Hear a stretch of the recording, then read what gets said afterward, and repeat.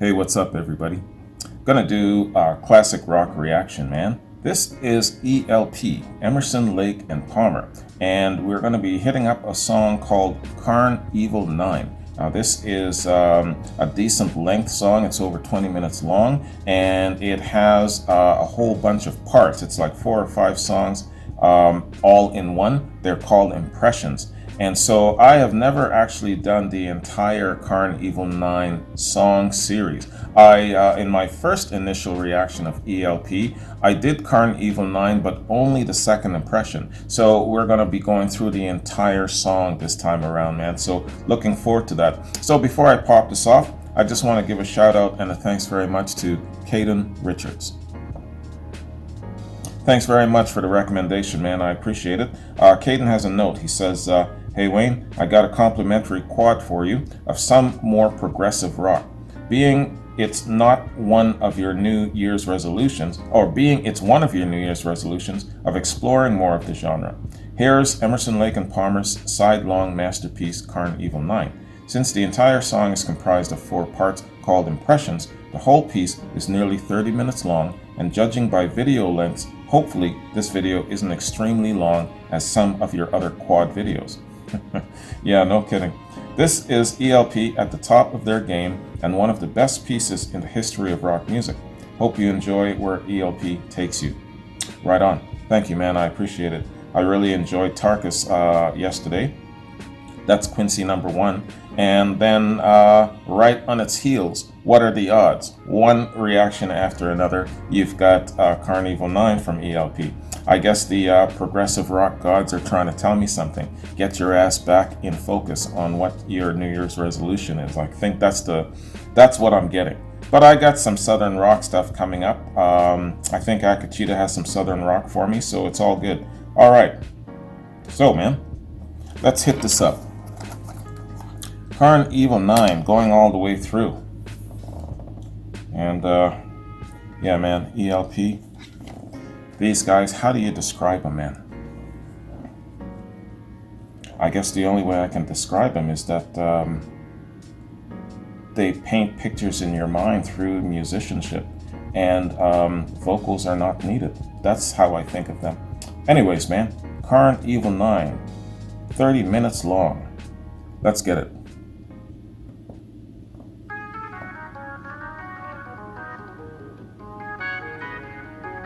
Cheers, baby.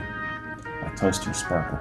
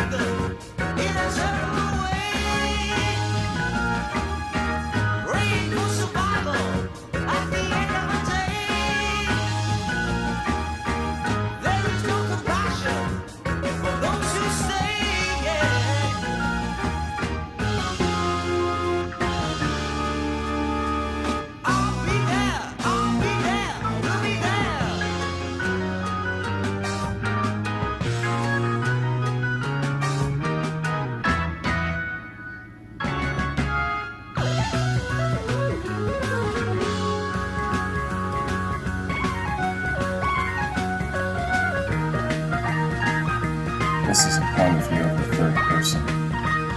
I'll be there. Who's the third person? Is it God? Is it a liberating general? Is it a preacher?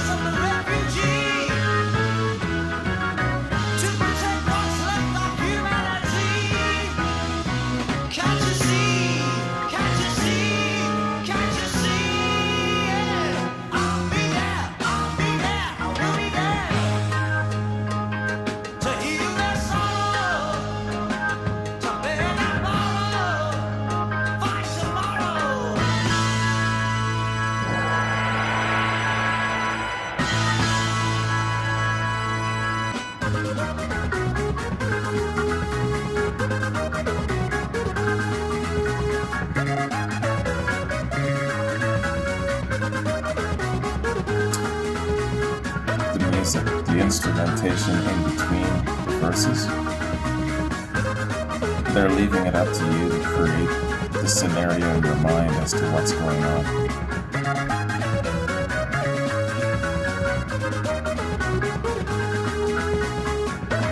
With Tarxus yesterday, I was envisioning a battle, and I was right. With this, it's taking me back to medieval times for some reason, when everyone believed in witches and ghouls and shit.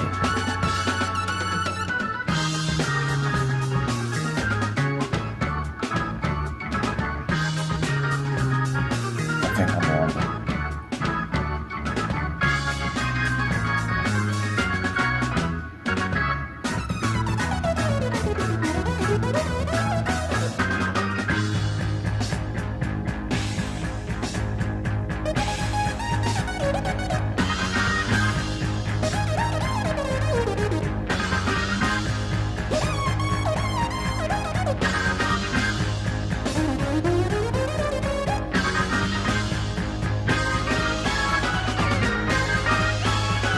But I keep thinking of a body of people suffering under some mad king, you know what I mean?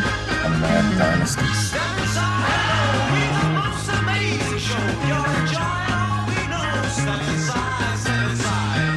We got thrills and shocks, supersonic body cars. See your hammers at the bars. Come inside, come inside. Roll on, roll on, roll on. See the show.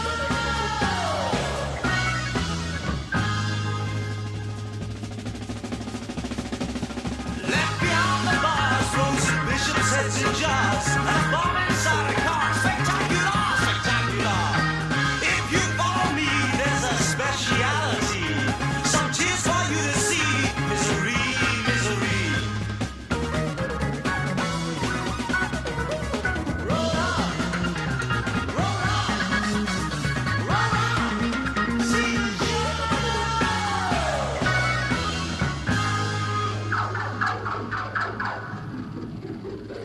Next up on the bill, in our house on vaudeville, we must strip her in a till. What a thrill, what a thrill. Not content with that, with our hands behind our backs, move Jesus from a hat. Get into that, get into that. Roll on, roll on, roll on. See the show.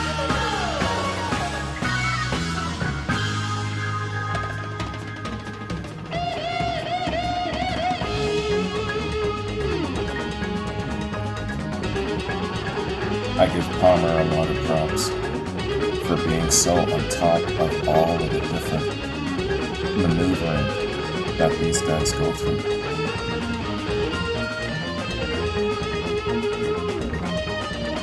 I bet being able to keep up with Emerson is a task.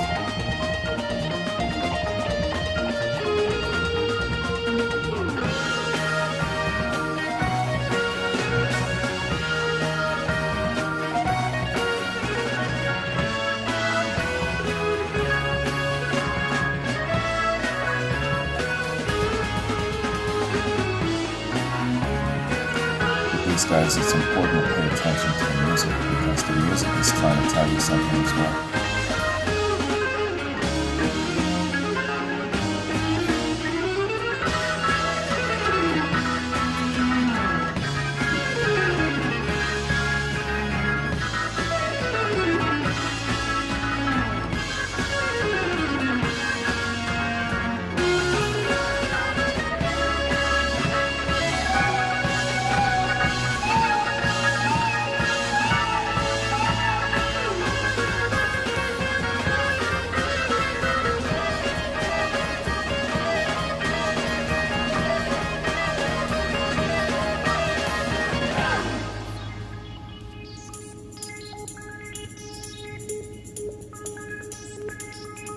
Welcome back, my friends, to the show that never ends. We're so glad you could attend. Come inside, come inside.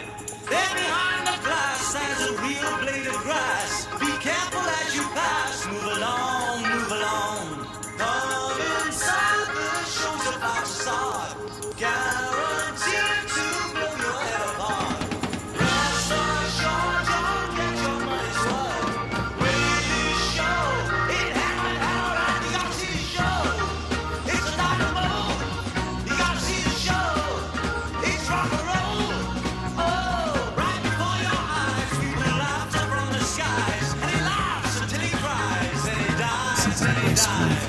Come inside, the show's about to start. Guaranteed to blow your head apart. You gotta see the show. It's a dynamo. You gotta see the show. It's rock and roll. Oh.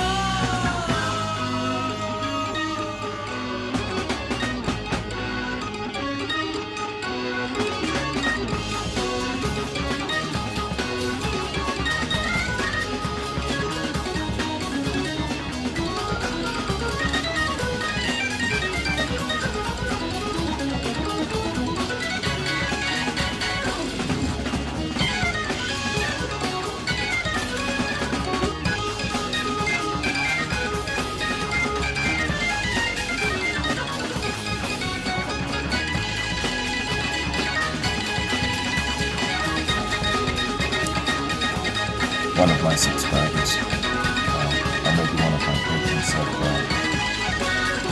Emerson is like a mad scientist with his particular style and the way he develops things. In a good way, of course.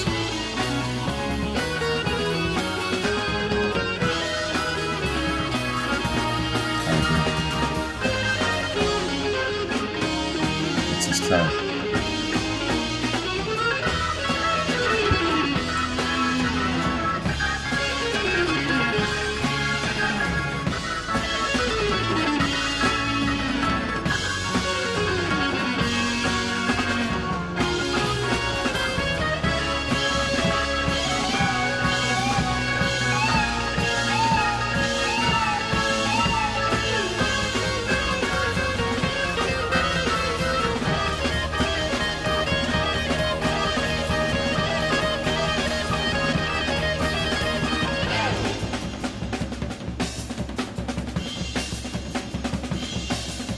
Soon the gypsy queen in a glaze of Vaseline will perform on guillotine. What a scene, what a scene.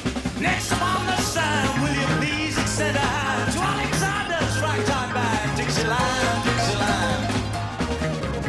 That was good. He went from a drum roll right into verse, literally slowing his speed down by half. Reggie's got skills. Performing on the stool, we recite to make you drool. 7 virgins and a mule. Keep it cool, keep it cool. We like it to be known. The exhibits that were shown were exclusively our own. All our own, all our own.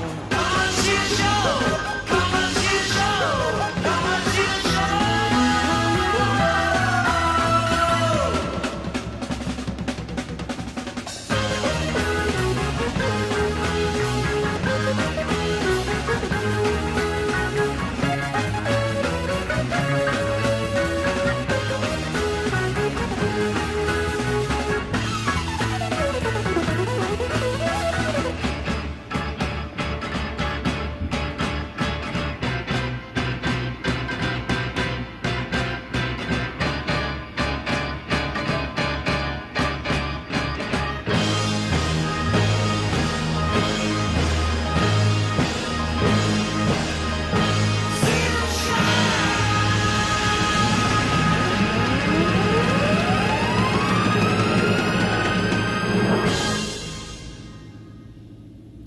bet a lot of you, that impression is probably your favorite from ELP. Let me know.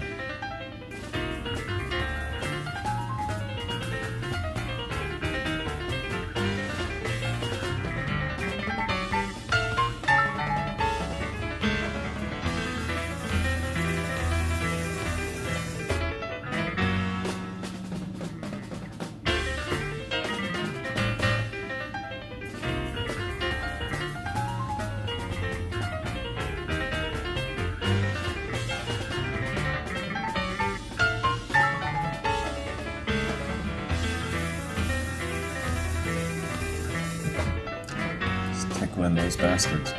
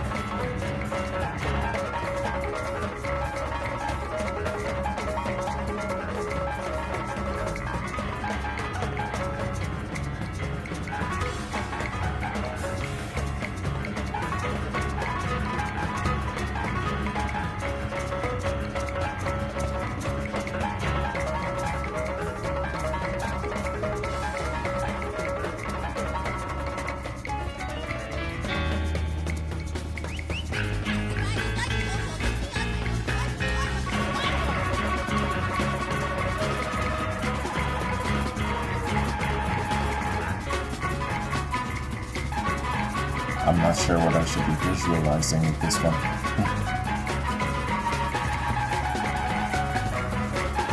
It's like a frenzy.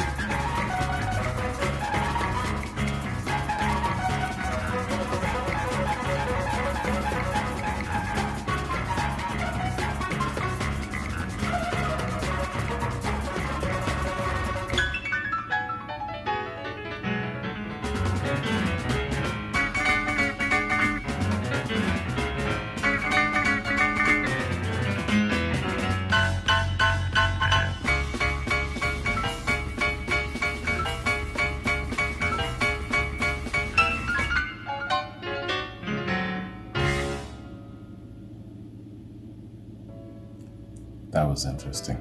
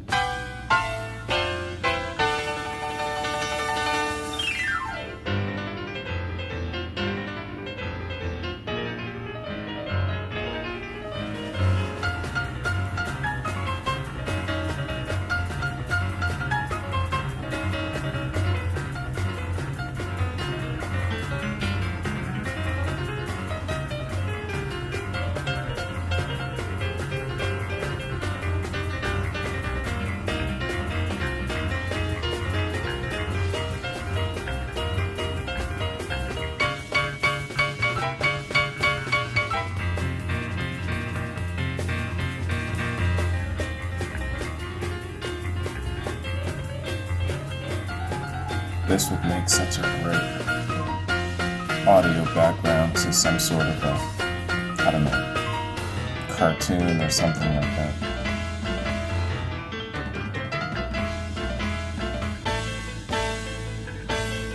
Or maybe some of those silent movies back in the 30s.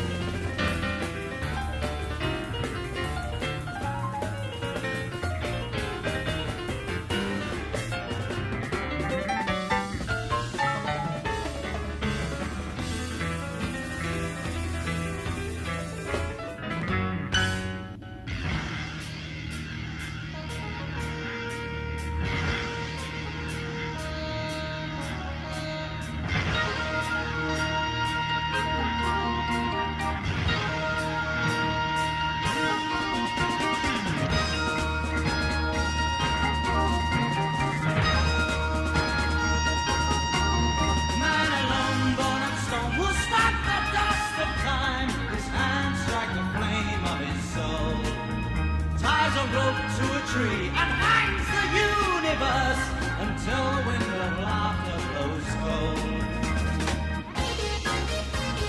Feel that rattles your men's ears and rears its hideous head. Dread, death in the wind.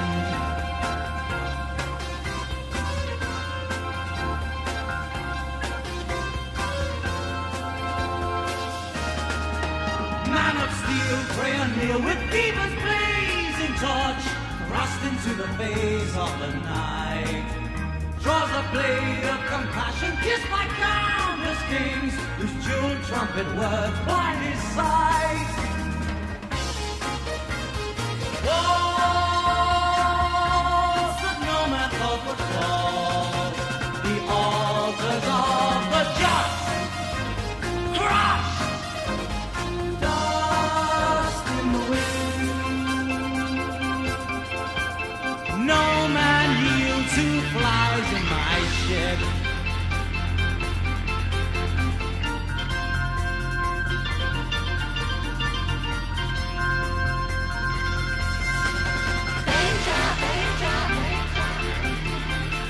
Let the bridge computer speak.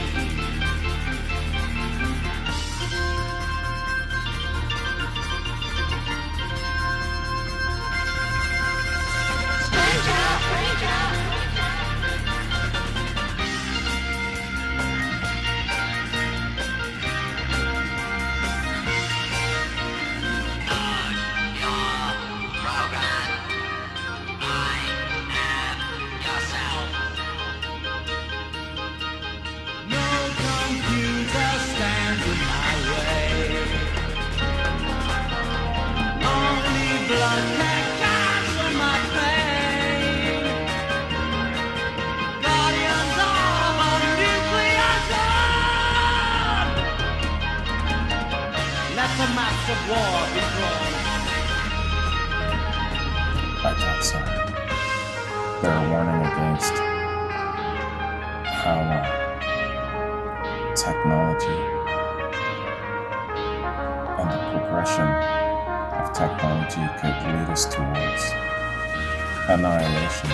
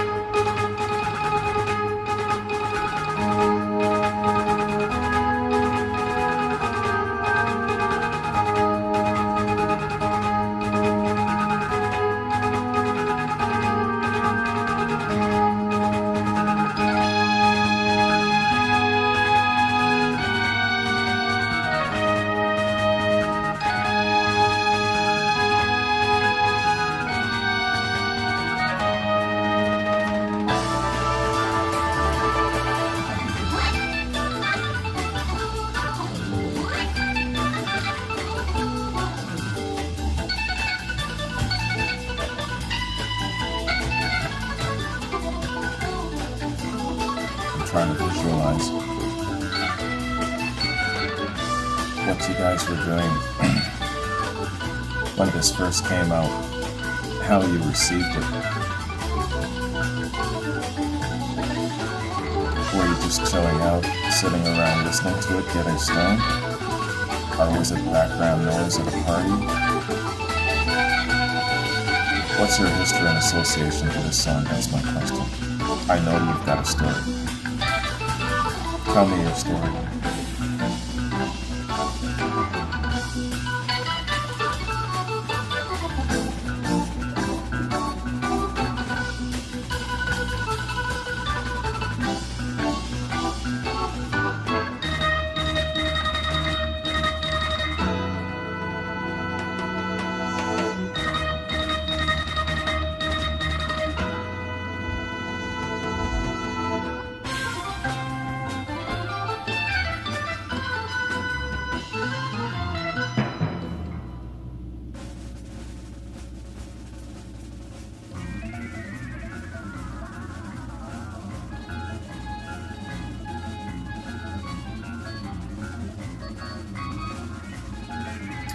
Again, with these instrumentals, they give you enough of a lead in with the verses, and then you gotta play the scenario out in your own mind as to what's happening.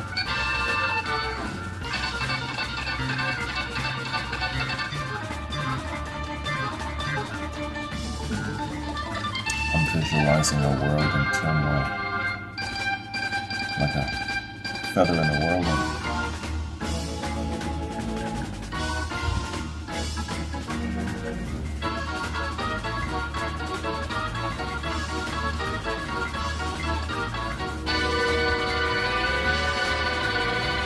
Actually, I'm visualizing a bunch of politicians on a stage trying to outdo each other.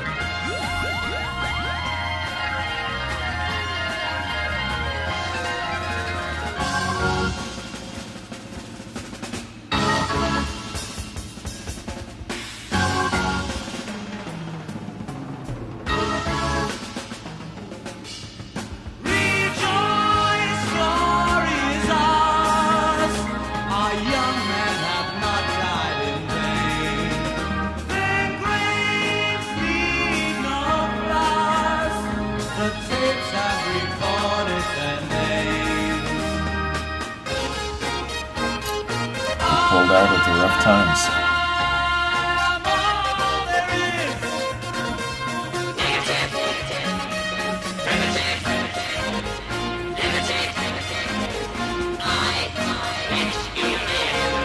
But I gave you life. What else could you do? To do what was right. I'm perfect for you. Are these robots or are these aliens?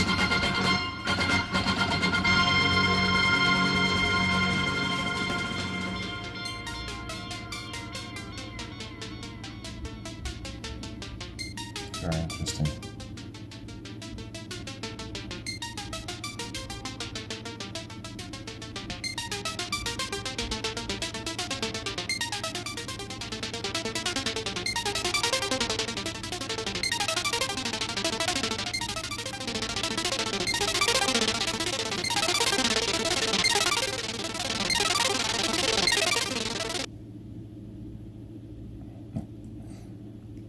All right, that was a very interesting end.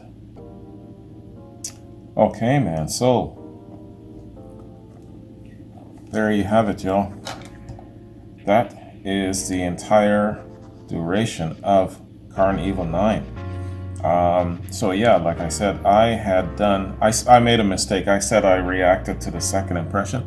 It's actually part 2 of impression 1. That's what I reacted to.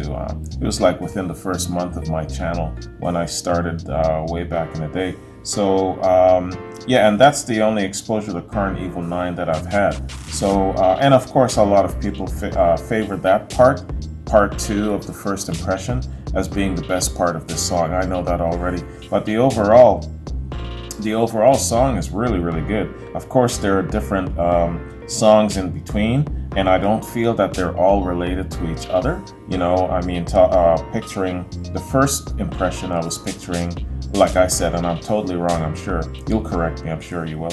I'm picturing kind of like medieval times, you know, and then the third impression, I was picturing, you know, a world out of control.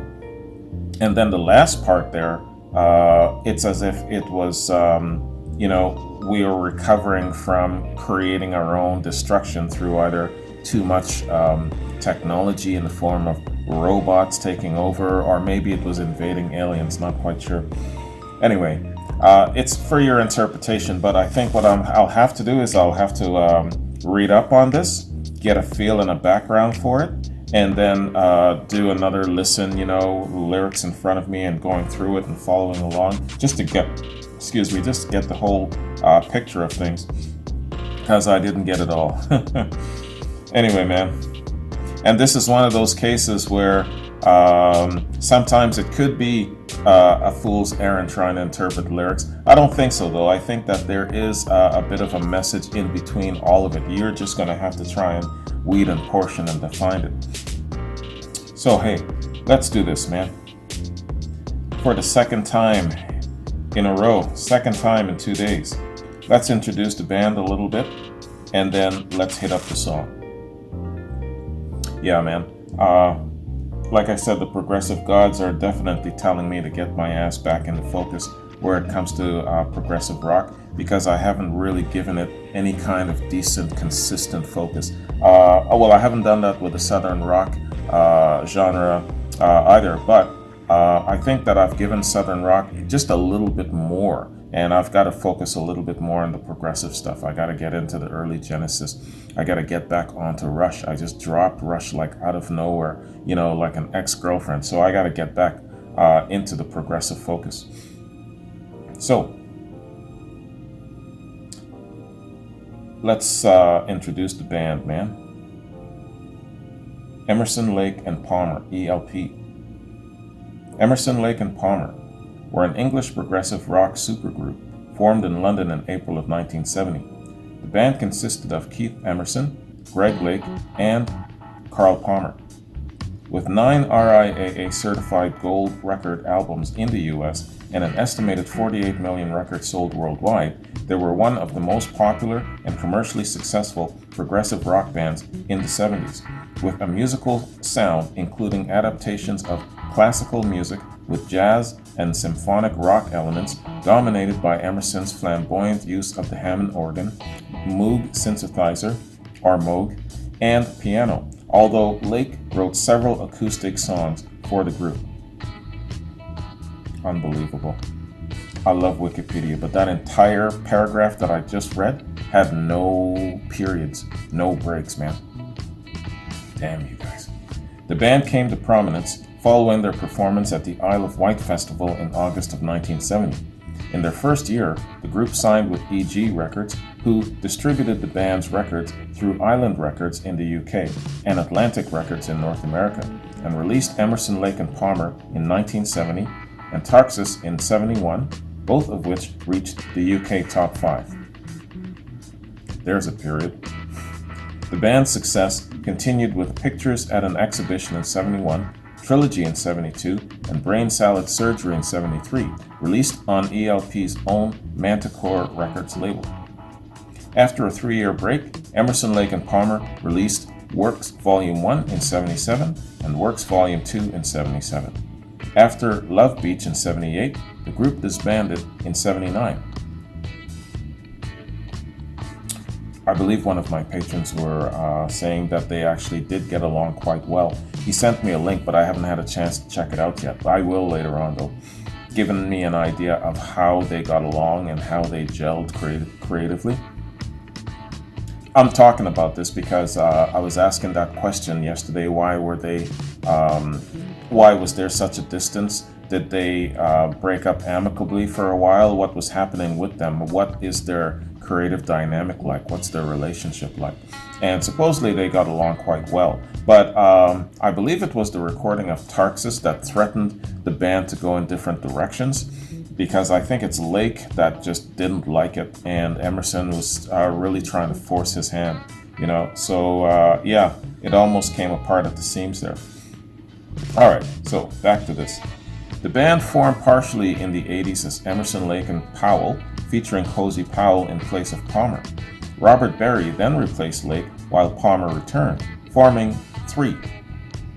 In 1991, the original trio reformed and released 2 more albums, Black Moon in 92 and In the Hot Seat in 94, and toured at various times between 92 and 98. Got a question for you. So, their sound, you've got their 70s sound, their progressive rock 70s sound. Now, fast forward 2 decades, they're in the 90s here. Technology has changed and things like that. What is their sound like in the 90s compared to their sound in the 70s? If you've been tracking them and you've got their music, do you like their 90s stuff as much as their 70s stuff? What has changed to either turn you off of it somewhat, or you know what I mean? Just give me a comparison. That'd be quite interesting. Damn, man, where the hell was I? Okay, yeah. In 91, they reformed, and they produced 2 albums, and toured at various times between 92 and 98. Their final performance took place in 2010 at the High Voltage Festival in London to commemorate the band's 40th anniversary. Both Emerson and Lake died in 2016, leaving Palmer as the only surviving member of the band. I gotta Google Palmer and see how old he is. And what did the 2 die of? Or was it just old age? Or being from the 70s, did the drug thing catch up to them? What contributed to their departure? And I don't know if they died early, if they died premature, or what the case is. Karn Evil 9. Karn Evil 9 is an extended work by progressive rock group Emerson, Lake, and Palmer, appearing on the album Brain Salad Surgery. A futuristic fusion of rock and classical themes, it is regarded by some to be their best work, along with the 1971 song Tarkus. At nearly a half an hour long, it's also their longest studio recording. Part or all of the song is included on many of the group's live albums on all of the group's compilation albums and box sets. General info. Karn Evil 9 was written by Keith Emerson, Greg Lake, and former King Crimson lyricist Peter Sinfield. The phrase Karn Evil is sound alike, homophonous with the word carnival. It's the 5th and final track on Brain Salad Surgery, with a running length of 29 minutes 37 seconds. The initial release of the album on vinyl found Karn Evil 9 split between the 2 sides due to its length, with a fade out, fade in between First Impression Parts 1 and 2. Subsequent releases on the compact disc and digital download have Karn Evil 9 as a single track. Impressions. Karn Evil 9 consists of 3 movements, called impressions, with the first impression being divided into 2 parts, so overall 4 parts. Okay, interpretations. Yeah, I wanna find out. So there's a little bit of some more reading here, y'all, just so you know. I'm educating myself though. Interpretations. The story of Karn Evil 9 is told in 3 parts, with the second part being an instrumental interlude. First Impression, Part 1, begins with a tale of a bleak world, although time frame is not specified. You see? I was visualizing a medieval piece. I was visualizing the setup of a Game of Thrones, something like that. I don't think I was way off. Cold and misty morning, I heard a warning borne on the air. And where humanity is either being destroyed or has fallen into decay and helplessness, First Impression Part 2 tells how the decadence of the old world is preserved through exhibits that are part of a futuristic carnival show, which exhibits depravities like 7 virgins and a mule, along with things that are rare in the future, such as real blade of grass. Okay, that was throwing me off, I get it now. Unlike the rest of Karn Evil, the Second Impression's instrumentation is primarily piano, bass, and drums, with a solo by Emerson on a mini Moog, or is it mini Moog, set to imitate a steel pan.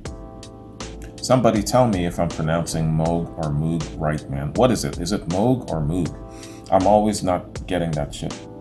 Part of the solo, very briefly, quotes the main melody from Sonny Rollins' St. Thomas. This impression changes from an upbeat, out-of-control tune to a slow interval and then picks up the pace with a structure similar to that of a sonata. It's allegedly about computers scheming against the humans, and the humans completely not suspecting this. Okay, I was right. Computers / robots, not alien.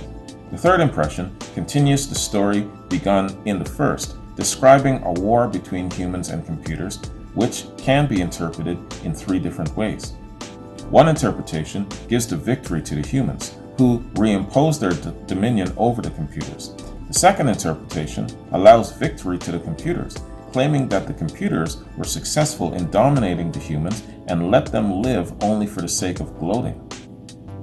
The third interpretation, consisting with Peter Sinfield's original interpretation that what man had invented ironically takes him over, has humans winning a war with the help of computers, only to find the computers taken over in the moment of victory. Okay, yeah. I get it now. I see the whole big picture of the song. I'm gonna have to go back and re-listen and get the lyrics in front of me and kind of follow along so that it all sits in. But I get the structure of the song now. And they're all connected. Yeah, they are. They're not completely separate. And it's just breaking down the writing, credits, and vocals here. I'll skip over that. So last half paragraph here. There's some disagreement as to how much of the lyrics were written by Sinfield. All credits listed show that Lake wrote the lyrics for First Impression alone, but Sinfield himself implies that he co-wrote all lyrics in Karn Evil 9. There is a story here, let me tell you, and I'm sure that there's combustible elements here. If you know your ELP history, especially where Sinfield comes into his part in writing Karn Evil 9, let me know the story. Was there a big implosion here? Were there lawsuits? Were there threats? Has the relationships been lost? Give me the details here. That's quite interesting. Especially when you've got a very, very successful song like this. People, they want to get paid. Okay, so that's it, man. That concludes our look at Karn Evil 9. It's my first listen to it in full and not just part 2 of the First Impression. The whole song is excellent, and again, it tells a really big, encompassing story. And I'm gonna have to give it another listen because I didn't get it all. All right, y'all. So before I bounce, let me just see what I got coming up here, man. Yeah, so I don't know if this is going to make it up onto YouTube, but I want to let you guys know, you probably know already, that I suffered a copyright strike on my documentary, my rockumentary reaction being 20 Feet from Stardom. Going forward, and I've already addressed the main body of the people who provide me with links and recommendations, being the patrons. Some subscribers need to know this too, because there are some subscribers who've been with me a long time who send me a decent amount of recommendations. Going forward, I'm going to stick to YouTube links because this recommendation came by way of an outside link, and so links coming outside of YouTube just puts the channel in a lot more danger. Same thing happened a couple of years ago when I was doing the Piper at the Gates reaction for Pink Floyd. So whenever I entertain outside links, even Vimeo links, it puts the channel in danger. I could suffer either a copyright strike, I could suffer a community guideline strike, I can suffer a, what do you call that shit? I can't remember what it's called, but it's a warning, and that warning, they lock you out of your channel. There's just so many ways that they can just get you. So going forward, I'm going to be scaling and curbing my enthusiasm from doing a lot of documentaries and a lot of interviews and stuff like that. I wanted to kind of branch out a little bit, but my wings are being clipped. So I don't want you guys to wake up one day and then the channel is just gone. You know what I'm saying? So this is the second copyright strike in 3 years, which isn't too bad, but I got to watch myself. Turn around tomorrow, I could suffer a third one, and then that's it, the channel's gone. Now I gotta watch myself on a new platform too, so it's only been a year in, it's got one copyright strike. So going forward, guys, I'm gonna be really scaling back on what I do reactions to. And if you are sending me links that are not YouTube links, there's no guarantees with YouTube links as well, but it keeps me in a safer tunnel. So I hope you understand that, because some of you immediately you're going to be thinking about yourself and not me. You're going to be like, oh, well, I want that damn reaction, and I don't care if it's not a YouTube link, do the damn reaction. Well, no, right? So I want you to know that. So if you've submitted any recommendations to me that are not YouTube recommendations, let me know so that I can kind of go into the file in the folder and pick it out, and we can maybe change things around, okay? So this is for my subscriber base, especially my core subscribers that send me things, and my Patreon base, okay? All right, so I got reactions coming up. Brian, I think it's a Jason Bonham. Finesse, Jesus, what was that guy's name that Jimmy Page wanted to front the band before Robert Plant? That guy. Akachita, and I can't remember what Akachita's got for me. It's probably Southern Rock. But anyway, Brian, Finesse, Akachita, and I've got 1 or 2 new patrons I'm going to take care of. Where the Led Zeppelin factor is concerned, I'm just going to focus on some of their solo stuff in the next little while, and there's also a couple of live stuff that I'm going to be doing. So the Zeppelin train is still rolling, right? And I would have been saying that I'm going to do a little bit more documentaries and interviews, but I'm holding off and I'm scalping it down, okay? And you understand the reasons why. So with that said, Caden, thank you very much, man. I appreciate this. You're also on the calendar for in the next couple of days for the Beyond Classic platform. So you're up to your ears in reactions here, dude. But thanks, man. I appreciate this. This was really, really excellent. A good listen throughout the whole song from beginning to end. And yeah, that was my first time listening to the whole song. Let me know what your experience is with this song. Your first impressions when you first heard it. How long did it take you to get into it? Did it take a while for you to really enjoy it?